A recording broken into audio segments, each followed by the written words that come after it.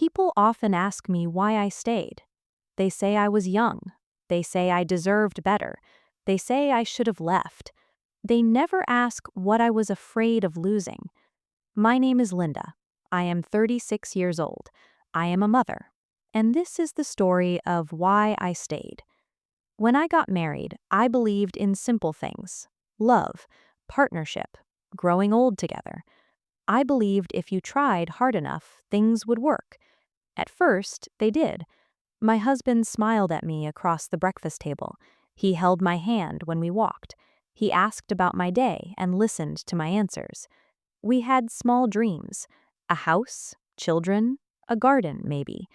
We talked about our future like it was a country we would visit together. I felt safe with him. I felt chosen. When my first child was born, I felt tired but full. I held him at night and watched him breathe. I whispered promises he could not understand. "I am here," I said. "I will always be here." I meant it. Those first months were hard. I barely slept. My body ached. But when my son smiled at me, everything felt worth it. My husband tried to help at first. He changed diapers awkwardly. He rocked the baby at night when I was too exhausted to move. "We're doing this together," he said. I believed him. After my second child was born, life became loud. The house was never quiet. Someone was always crying. Someone was always calling my name. I woke up before everyone else. I cooked. I cleaned. I prepared the day. At night, when everyone slept, I stayed awake a little longer, just to feel like myself. My husband changed slowly. So slowly, I almost missed it. He stopped asking how I felt. He stopped sitting beside me. He sat across the room instead. When I talked, he listened with his eyes, not his heart. When I showed him the children's drawings, he would nod. "That's nice," he would say. Then he would look at his phone. I told myself this was marriage. I told myself this was normal. I told myself all couples go through this. One night, I asked him something small. "Can you help me bathe the children?" I asked. He sighed. "I worked all day," he said. I wanted to say, "I worked all day too," but I didn't.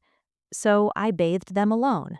I dried their hair. I carried them to bed. When I turned off the light, my arms were shaking. There were other moments too, small moments that built into something bigger. When I cooked his favorite meal, he ate it quietly. No thank you, no smile. When I asked if we could talk after the children slept, he said he was tired. When I reached for his hand, he pulled away gently, not with anger, just distance. I began to feel like I was disappearing. Money became tight. We had enough for the basics, but not for extras. I bought things for the children first: shoes for them, books for them, clothes that fit. I wore the same clothes again and again. When people asked, I smiled. "I like them," I said. That was not true. One day, I saw a dress in a shop window. It was simple, blue, beautiful. I stood there for a long time, just looking at it. Then my daughter tugged my hand. "Mama, I'm hungry." I walked away from the window. I never went back. Sometimes, late at night, I imagined leaving. I imagined packing a bag. I imagined quiet. I imagined waking up and choosing what to do with my day. I imagined being someone other than Mom. Then my son would wake up crying, or my daughter would call Mom, and the thought disappeared. Because how could I leave them? How could I choose myself over them? One evening, my husband and I argued quietly in the kitchen, not shouting, just tired words. "You never listen to me," I said. "You never understand," he replied. We stood there, two strangers who used to love each other. My daughter stood at the door. She listened. I didn't know she was there until she spoke. "Are you fighting?" she asked. Her voice was small. "No, sweetheart," I said quickly.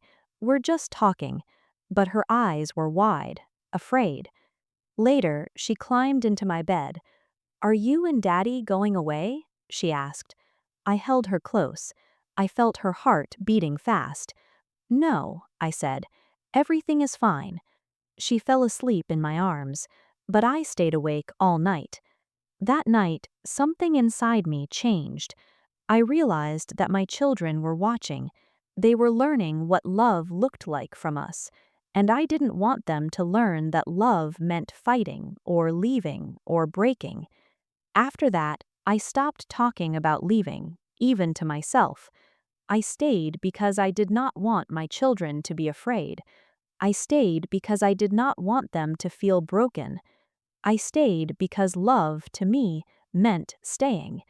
I told myself that one day things would get better. I told myself that one day my husband would see me again. I told myself that sacrifice was love, and maybe it was, but it cost me something I can never get back. The years passed quietly. School mornings, homework nights, doctor visits, birthday cakes. I became good at pretending. I smiled at parent meetings. I laughed with other mothers. No one knew that I felt empty inside. My husband and I lived in the same house, but in different worlds. We spoke about plans, not feelings. We discussed the children's schedules, the grocery list, the bills, but we never talked about us. Sometimes he tried. He brought home food. He asked about the children. "How was their day?" he would ask. "Good," I would say. He never asked about mine. Those moments hurt the most, because they reminded me of what we used to be. One day, my son asked me, "Mom, why don't you go out with your friends?" I paused. I realized I didn't have friends anymore. Not really. I had other mothers I spoke to at school, but not friends who knew me, not friends who asked how I was and waited for the real answer.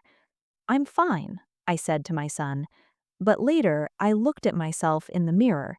I barely recognized the woman looking back. Her eyes looked tired. Her smile looked automatic. She looked like someone who had forgotten how to want things for herself. I stood there for a long time. Then my daughter tugged my hand. "Mama, I need help with my homework." And I walked away from the mirror. As my children grew older, they needed me less. They made their own breakfast. They chose their own clothes. They solved their own problems. I should have felt relief. Instead, I felt lost. Who was I if I was not needed? One evening, my daughter hugged me and said, "You always made me feel safe." I smiled, but my chest felt tight, because I had made her feel safe. But who had made me feel safe? Now, when people ask me why I stayed, I don't give long answers. I say, I chose my children. And that is true, but it is not the whole truth. The whole truth is this: my children grew up loved. They grew up safe. They grew up without the pain of a broken home. And I learned how to live with what I lost. I lost the woman I was before I became a mother. I lost the dreams I had for myself. I lost the marriage I thought I would have. But my children gained something precious. They gained stability, security, a mother who was always there. Was it worth it? Some nights, when the house is quiet, I sit alone and wonder who I might have been if I had chosen differently. I wonder if I would be happier, or lonelier, or both. If I could go back and speak to the young woman I was, I don't know what I would say. Would I tell her to leave? Would I tell her to stay? Would I tell her that love sometimes means losing yourself? Or would I tell her that she deserves to be loved too? I don't know. All I know is this: I don't regret staying, but I carry it every day. I carry the weight of the choice I made. I carry the person I used to be. I carry the quiet sadness that sits in my chest when everyone is asleep. Thank you for listening to this story. If you liked it, please like the video, share it, and subscribe to the Story Reading in English channel. Your support helps more stories reach people like you. With every story, our English gets better and our hearts get stronger.